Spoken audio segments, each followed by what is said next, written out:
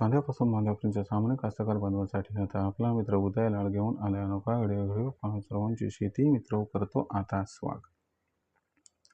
जो सांध्यापासून बांध्यापर्यंतचा सामान्य कांदा उत्पादक कास्तकार बांधव आहे त्यांच्या मनातील सध्याचा हा सर्वात महत्त्वाचा सवाल.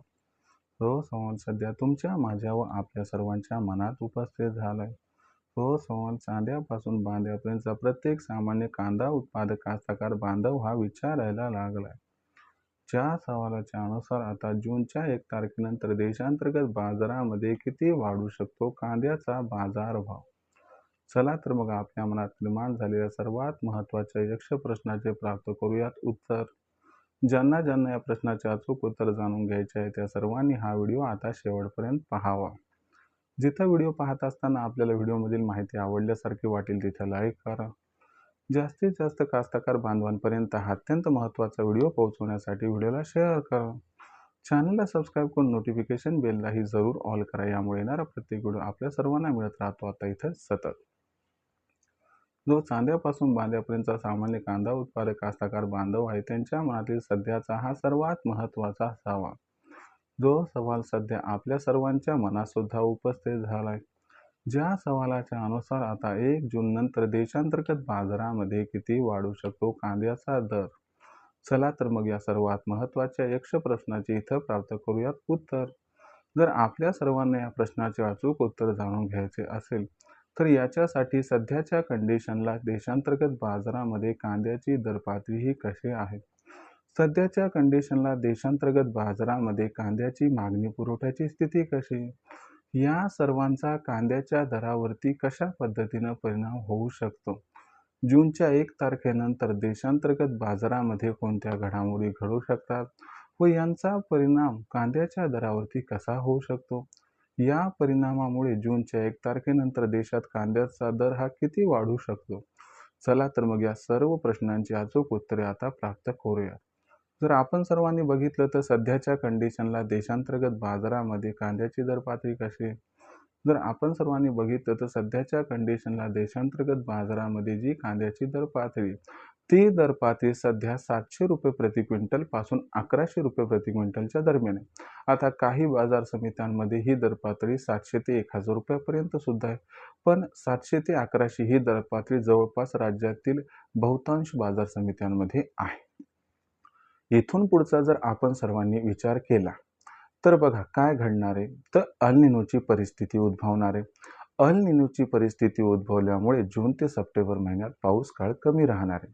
आता जून ते सप्टेंबर महिन्यात पाऊस काळ जर कमी राहिला तर याचा परिणाम कसा होणार. तर लक्षात घ्या याच्यामुळे खरीप व रब्बी हंगामातील कांदा उत्पादन घटणार. आता खरीप व रब्बी हंगामातील कांदा उत्पादन घटलं तर याचा परिणाम काय होणार. याचा परिणाम असा होईल की भविष्यात कांद्याची मागणी आणि कांद्याचा पुरवठा याच्यात गॅप निर्माण होईल आणि हा जो गॅप असणार आहे हा गॅप कांद्याच्या बाजारभावाला जबरदस्त तेजी प्रदान करू शकतो. पण या गोष्टीसाठी थोडासा विलंब आहे. यासाठी आपल्याला ऑगस्ट सप्टेंबर महिन्यापर्यंतची वाट बघावी लागू शकते. पण तोपर्यंत विचार केला किंवा भविष्यात कांद्याचा बाजारभाव हा वाढणार आहे म्हणून कास्तकार बांधव जास्त प्रमाणात कांदा विक्रीसाठी काय आणणार नाहीत.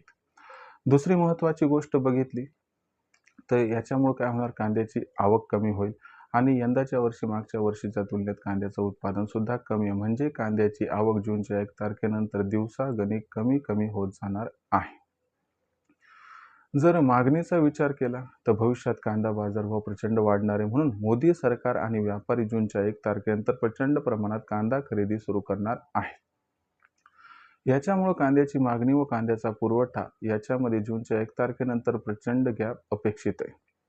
आता हा जो गॅप आहे तर हा गॅप कांद्याच्या दराला हमखास तेजी प्रदान करणार आहे. पण किती तेजी या ठिकाणी प्रदान करणार आहे तर याच्यामुळे बघा जो कांद्याचा बाजारभाव आहे तो 200-300 रुपयानं वाढणार आहे. म्हणजे कांद्याची दर पातळी 800 ते 1300 रुपये प्रति क्विंटलच्या दरम्यान पोहोचणार आहे.